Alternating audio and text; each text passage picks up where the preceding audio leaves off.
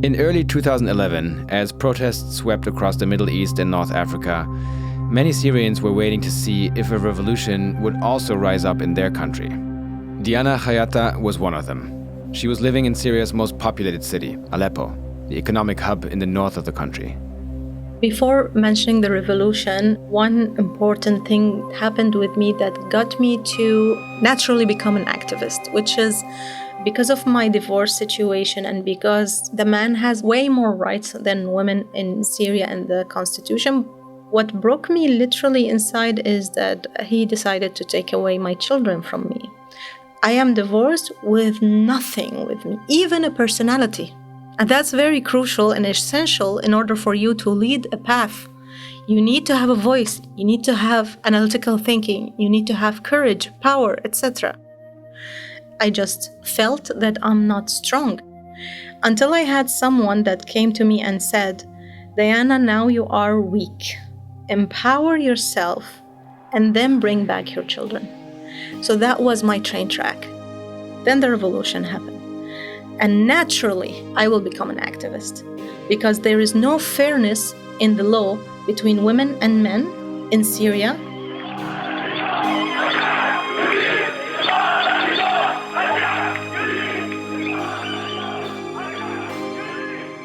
When I heard about the revolution and when I heard people protesting in the streets, that was my first go-to. Shouting in one voice for your legal rights with people on the ground. That's the first step in my personal journey to obtain a character, to have a voice to speak with. This is the Syria Trials Season 2, The Disappearing General.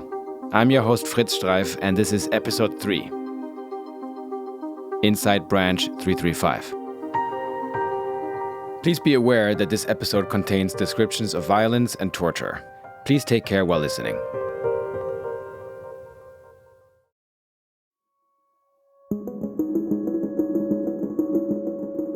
Kinan Khadej was at the other end of the country to Diana, in Suwaida, the hometown of Brigadier General Khaled al-Halabi. At the beginning of the revolution, the whole ideology of the revolution was peaceful protest. We were going to do what the Tunisian people did, what the Egyptian did. We were going to try to overthrow this regime peacefully, make a safe transition into democracy, and build a safer and less corrupt government. It's an amazing feeling.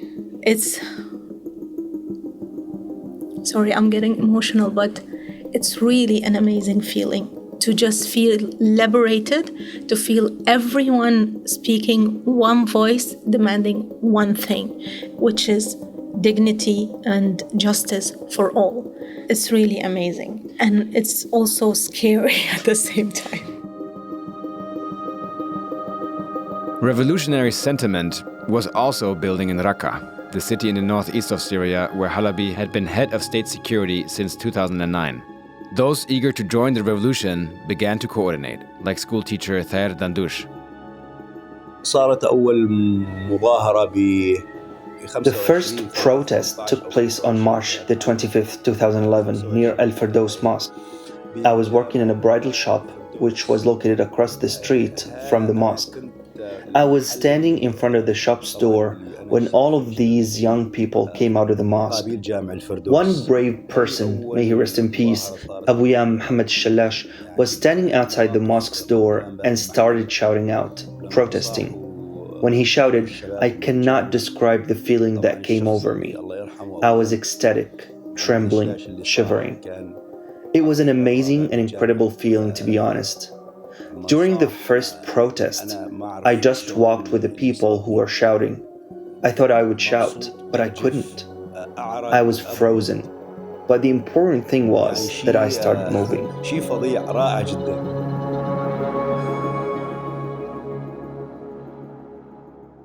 Activist Abdallah also remembers the first demonstration in Raqqa. How did that feel? What was the feeling like, the atmosphere in the city? I see you smiling. Because you can't believe on that time the people have this power to go. So a lot of people came? No, this is what makes me laughing. It's like 20, 25. And then we start to coordinate a lot, encourage the people a lot, write some posters about our rights. We have to change. We have to rethink about our future, if not you, for your children, stuff like this. After that, when you see the demonstration, they become bigger and bigger, 100 and 200. And after that, I choose the place of the demonstration. We will go from this place at that time. Do you remember a specific protest for some reason? Yes, I told my friends we have to go to do demonstration very close to those branches, Amn al-Dawla. This is the first time I go close to the branches, the intelligence branches. And they told me it's like dangerous, but we have to do it. It's like to tell the people and do demonstration really close to them, and we don't scare. So the people becomes like more open to the revolution and support the revolution. What was that like? I have one brother. At the time, he couldn't run a lot. I'm a good runner. I run good. So I invited 20 or 25 person. All of them good built for running, because we expect that the intelligence, they come directly and trying to arrest us. And also I invite Omar, my friend, and he told me, Abdullah, just get out from the jail. I told him, okay, it's like just 5 minutes and we'll run away. So the demonstration, when we start, my friends start to film just 13 seconds, 13. And the police, they came and arrested my brother and my friend, who told me I just get out from the jail. Just 13 seconds. At that time, the first time, they shot. In the air? No, actually, they shot because I ran, and there was a general. He told his officers and soldiers, bring me that guy. So I run, and they follow me to empty place and start shooting. The first time they shoot directly. They hit you? No, they don't catch me.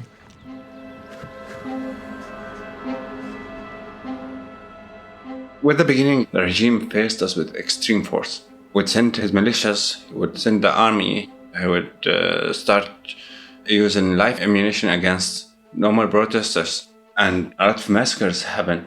And I remember that we used to say, like, the main reason why the revolution reached every city in Syria, because of the regime itself. The brutality of the regime has caused that every single person in Syria didn't want to do anything to do with it. And nobody wanted to stay silent against that brutality. If I'm remembering correctly, by the year 2012, the protests have reached every city in Syria. He reacted violently. At the beginning, it was rubber bullets and then tear gas and the arresting, of course, and arresting violently, like with the electric taser. The reach and power of the Syrian intelligence services didn't diminish as the revolution took hold of the entire country. If anything, the powers were increased as the Assad regime attempted to gain a handle over the protests. Lab technician and activist Muhammad. The presence of intelligence services became more noticeable in the streets, particularly at night, especially since protest announcements were being shared on Facebook. If there was a scheduled protest at a specific time, the entire street would be filled with security personnel, whether it was the police, state security, political security, or military security.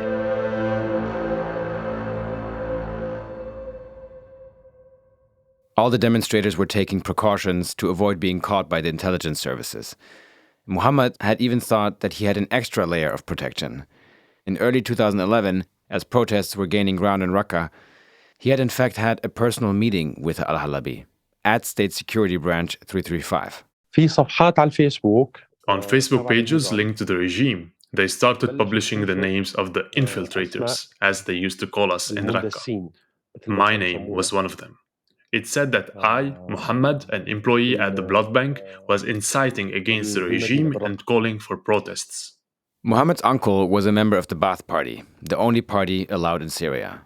He was seen as someone loyal to the party and to the regime. He asked to meet with Muhammad. He came and picked me up in his car. He said he was taking me to see Khalid al-Halabi, his friend. I asked who Khalid al-Halabi was, and he told me that he is the director of the state security in the region. We entered his office, and he welcomed us warmly, saying, "Welcome, welcome, welcome, Abu Kinan." That's my uncle's name.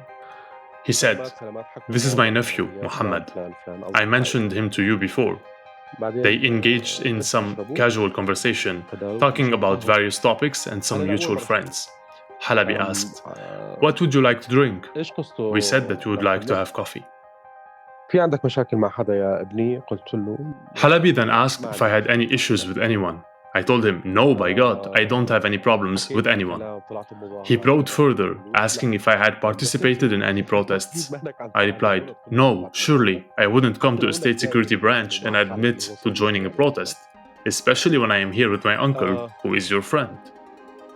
He expressed disbelief, saying that it was unlikely that my name would have been mentioned unless someone had filed a report or made accusations against me.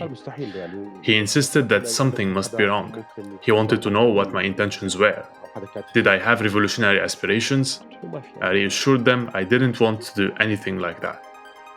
Our editor and researcher Mais interviewed Mohammed. Producer Sasha is voicing her words here. How did you feel about him when you met him at that time? What were your impressions of his personality? I absolutely disliked his personality. Can you explain why? I mean, you know when you sense that someone doesn't like you?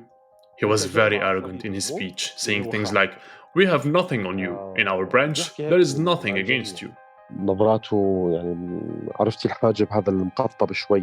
His appearance conveyed a sense of seriousness. He had a slight frown. He was average height, just like the majority of the Syrian people. But as a person, he commanded respect. Before you even spoke to him, you could sense his authority as a security officer. Mohammed left Branch 335 that day knowing he had to act cautiously, but thinking he enjoyed some level of protection from the security services. If Khalid al-Halabi is a friend of my uncle's, that's a good connection to have. Friendship with someone in the security field can be beneficial. He assured me that everything is fine and I have nothing to worry about. But even if the head of the security branch himself said this to me, it doesn't mean I'm truly safe. After a month, I was arrested. And by who? The state security. Mohammed had finished his shift at the blood bank around 3 o'clock in the afternoon. He was standing outside when a jeep pulled up beside him. There were 4 men inside. They asked for my identification, so I showed it to them. Then the 2 men in the back grabbed me and shoved me in the boot of the car. I had no idea who they were or where they were taking me. The car stopped. Then they instructed me to walk with my hands tied. My watch, mobile phone, wallet, and personal documents were confiscated. They blindfolded me. They led me to a room where I could only partially see through the corners of my eyes. "Do you want to plot against Bashar al-Assad, Muhammad?" they shouted. I stayed silent. They made baseless accusations about me and my family using vulgar language and insulting remarks. "Muhammad, acting alone, wants to overthrow the regime? How weak do you think the regime is?" I told them, "I want nothing, sir. I was just doing my job. You came and arrested me. You claim that I want to overthrow the regime." I asked, "Where did you hear that? Where have I ever expressed such intentions? Someone must have fed you false information." They started hitting me, slapping, and kicking me. They forced me to lie on my stomach and tightly tied my legs with a belt. My hands were bound behind my back. They continued to hit me repeatedly on my back, buttocks, thighs, and calves. "Will you confess?" they demanded. They kept on increasing the violence. I told them, "Enough. Just write down whatever you want."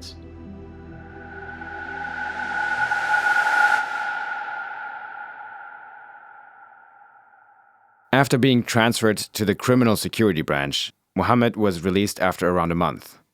But he was arrested again, a month or so later. He was detained and tortured for 8 days at Branch 335. Abdullah al-Khalaf was another protester arrested in 2011 and taken to State Security Branch 335. I participated in the second or third protest in Raqqa on the 22nd of April 2011.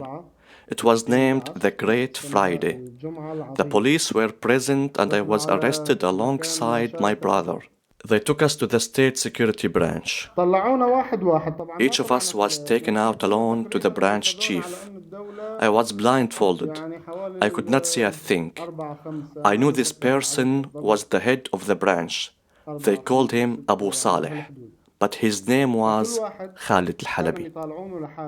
I do not remember very much about that moment, but he asked me questions about why I had joined the protest.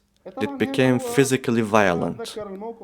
They threw me on the ground, raised my legs, and shouted insults at me, my family, our cause.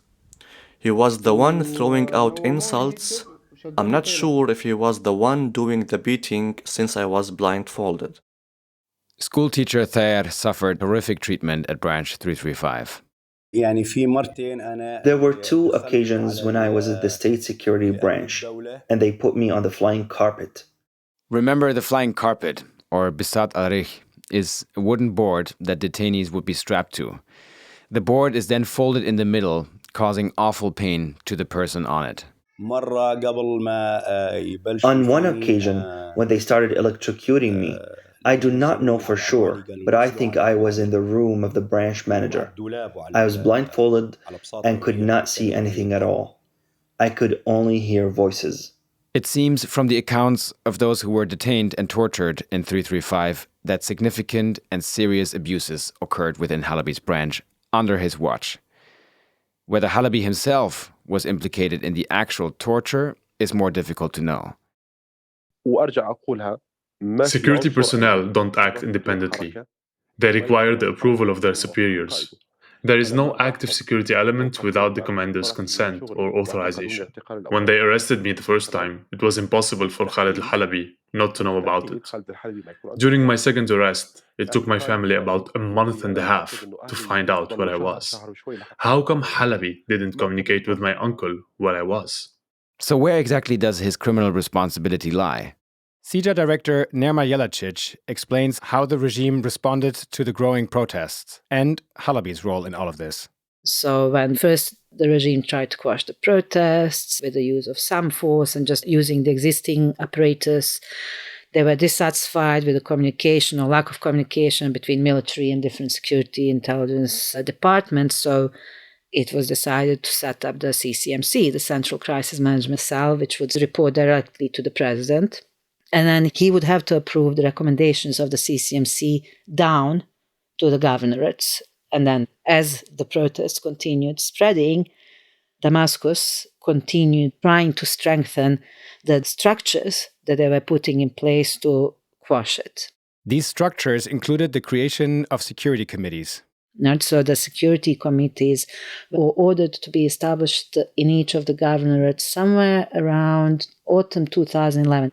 The security committees would have heads of the different security intelligence departments, military representative, a Ba'ath Party representative, and they would be in charge of coordinating the response within the governorate and writing daily reports up to the CCMC or to the head of the branch. It depends on what type of the report it is. So they would all have to be present, either they or their deputies. But in terms of the individual criminal responsibility of this individual, of al-Halabi, it would have to be within the time frame when he was in charge of the General Intelligence Department and within the areas of work that he would influence, right? So you wouldn't be able to hold them responsible for what the military did or the security manning the checkpoints did. But what happens to the person when they are picked up at the checkpoint or in a house raid by the military and taken to the GID? GID, meaning General Intelligence Directorate or Department, which was the intelligence service Halabi was head of. Then he is responsible because he's part of that infrastructure. Lawyer Steve Costas. So there would be orders from Damascus, but each of the governorates or each of the officials in the governorates had to decide about how they would implement those orders and whether that meant that they were going to arrest and torture peaceful demonstrators or not. And al-Halabi was at the center of taking those decisions in Raqqa. So we see in some locations in the Raqqa governorate that some officials in some of the outlying areas did not want to apply those policies in a particularly harsh way. And so there were fewer arrests or fewer torture in some outlying areas. But in Raqqa itself, in the city itself, they were applied in a very harsh way. And there were roadblocks set up, patrols of state security and criminal security branch officials that would go around the town, and everyone knew to fear them.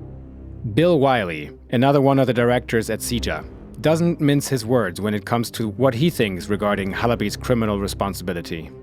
Well, the key characteristic is he's a murderer. Appreciate he hasn't been charged and convicted yet, but I can assure your listeners that the evidence is overwhelming in this case. A great many people were victimized and indeed killed in his facility. And the facility wasn't that large, it was a relatively small branch. We know that the interrogation rooms were within earshot of his office. So when people are being filled in and abused in myriad ways, we have witnesses that can testify that the screams, crying would bounce down the corridor and reach his office. The additional information that we have indicates that, all the types of torture that we've seen in Syrian detention were used in Raqqa and in branch 335 or in al-Halabi's branch as well. So beating the feet, the soles of the feet, the flying carpet where you're strapped to a hinged board and the board is folded to put pressure on your spine, hung from your wrists from the ceiling so that you're barely touching the ground, and then beaten, forced nudity, quite a range of torture. As 2011 wore on, the regime had its hands and prisons full of dissenting protesters, and so it employed a myriad of tactics in an attempt to stop them. Charles Lister is a senior fellow at the Middle East Institute in Washington, D.C. He directs their Syria and countering terrorism and extremism programs. There's also some history here in terms of the regime's willingness to infiltrate and manipulate and weaponize jihadists, was that in the very early months of the peaceful uprising, whilst the regime was detaining and disappearing hundreds, if not thousands, of peaceful protesters, it also decided to announce a series of prisoner amnesties, almost all of which saw Islamist and jihadist prisoners released. So there was this kind of dichotomy that the regime was creating, whereby it was wrapping up and disappearing all of the more secular, peaceful, nationalist protest leaders and protesters and sweeping them into prison cells, and then releasing all of the more dangerous Islamist and jihadist individuals who had been in prison for violent offenses. Why would the regime release Islamic extremists? To let the revolution become more, using the weapons against the government and stuff like this was the first, and which the regime know this game very well. And the second, to let the Western country see the revolution Islamic people, and they will violent and a lot of tourist stuff like this. So would you say that at that time they wanted to kill the peaceful spirit? Exactly. And they wanted to show the world that they had a legitimate reason to fight the revolution. Exactly. The regime knew what it was doing. This is a regime that has survived for over 50 years. It has survived for over 50 years because it has designed a system of near total control, and it has also understood exactly how it can manipulate its population into submission. And as the time went on, 2011, 2012, could you see the development of the conflict getting worse? Yeah, The first time the big demonstration happened in March 2012. 1 year after the start. Yeah. This is the main point of Raqqa turn this the revolution side. When they shot direct guy called Ali al-Babensi. There was a lot of shooting before, but they don't kill. They arrest, send you to Damascus, send you to jail, beating, torture. But this is the first time they shot, and they shot him like 10 meters away from me. I saw him. And the next day, when we took him to the grave, we carry him from Raqqa city center to the graves outside. This is the first time I see it's like thousands of the people. I think more than 100,000, more than. Wow. Yeah. When we return back, so the people get angry, really angry, and they start to go to the Hafez al-Assad statues, yeah. We went there to try to destroy this statue. And we saw a lot of soldiers, military and intelligence from all the branches, from military service and from state security branch. And they start shooting us. And they killed my friend Mustafa Zanna. They killed him. They killed on this week about 41 person. So that was the big turning point. Yes. And for you personally, how did things go on from there? There was a meeting for the coordination. We were at a place in Raqqa city, and they attacked the place and they arrested us. All of them is like a joint group from all the branches. They came with the military. I put all the username and password and stuff for the Facebook pages and the emails, the streaming account. I put everything in USB small one. So when they attacked the apartment, I really scared. They tried to shoot in the apartment. It was a third floor. I tried to run away to the balcony. At that time, I think to jump and, to end my life because I really scared. But the soldier, they start to shoot the balcony from the street. And I just lied on the balcony. Then I take the USB and I threw it. And they came and arrested me. We heard about Abdallah's detainment and torture in multiple intelligence branches in episode 1. He was detained in Raqqa before being moved to a nearby city called Deir ez-Zor, and was then moved on to the capital, Damascus. Being transferred to Damascus was what detainees feared most. It was a fate that often meant you would never return. Whilst he was enduring horrific treatment in the underground cells of these branches, the conflict was getting hotter on the ground above. The skirmishes between the regime and the protesters were developing, getting increasingly more violent. Kinan Khadej. The transition started happening somewhere by the end of 2011. Bashar's al-Assad decision to involve the army in this conflict was a catastrophe. Because, first, everybody has to go to the army in Syria. From every family, when you're 18, when you finish studying, you have to go. It's a mandatory. And some of those soldiers were forced to fire their weapons at their own neighborhoods. And not surprisingly, they started not following orders.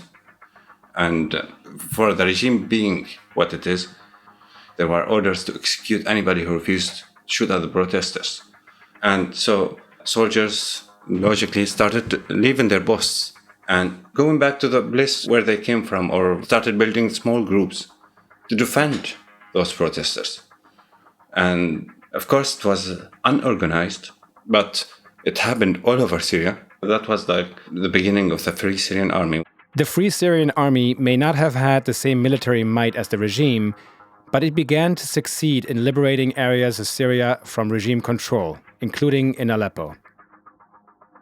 Diana Hayata was in Aleppo, still separated from her children, in July 2012 when the city became a battleground. Rebel fighters launched an offensive to oust government forces and gain control over northern Syria. One incident I will never forget, which was when the first time the the military airplane MiG flew in the sky of Aleppo and started shelling the highest area, which was the radio station centered there. And why I will never forget this day is not only because it's so scary, the sound and the situation and even the smell of the air, but also that my children's house was literally in front of the radio station building.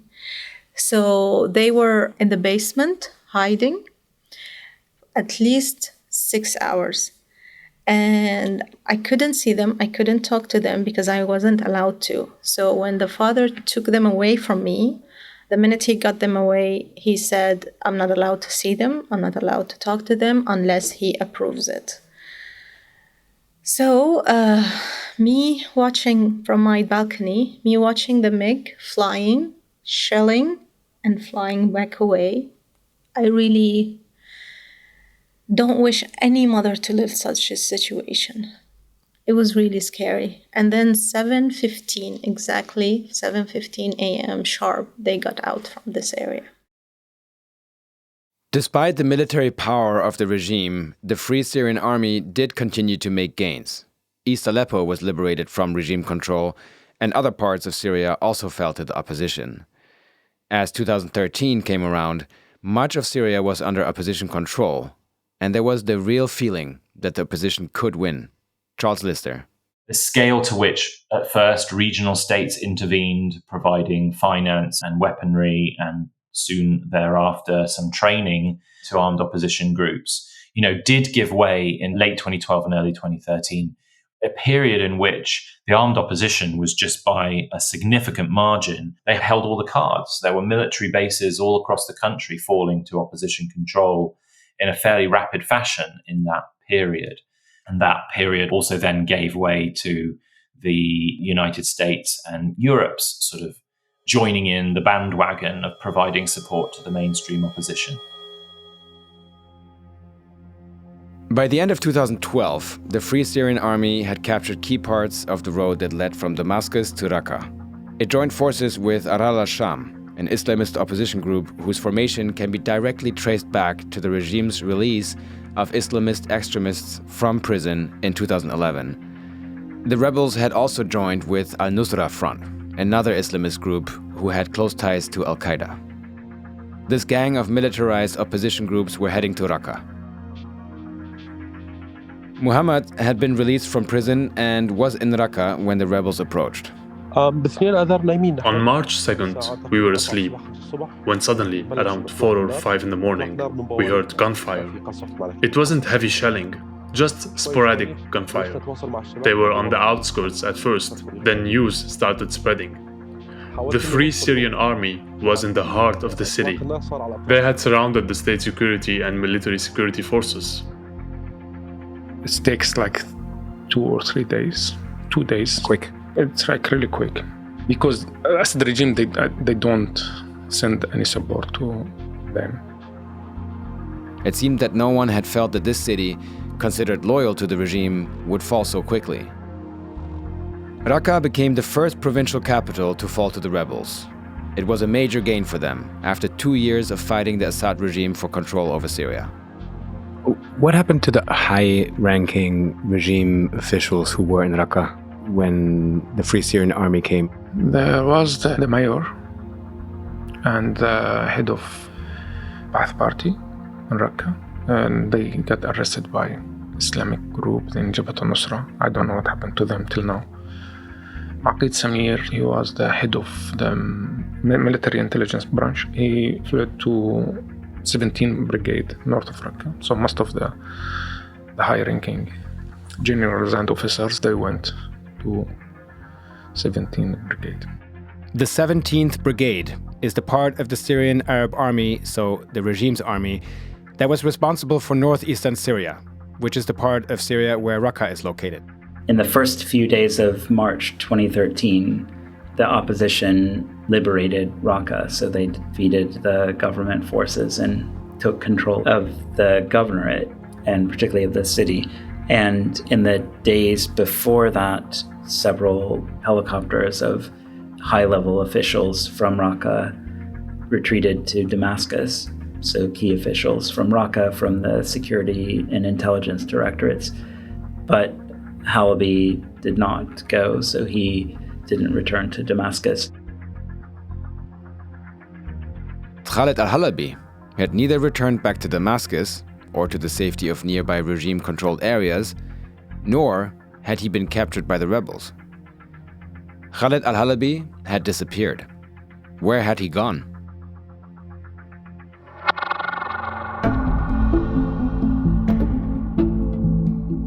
The Syria Trials Season 2 is hosted by me, Fritz Streiff. You can find us on socials at 75 Podcasts or at our website, 75podcasts.org, where you can listen to Season 1 of our series as well as our sister series in Arabic. Please do leave a comment or review for us on Spotify or Apple Podcasts or wherever you usually listen. It'll help us reach more listeners and interested parties. Thank you very much for listening.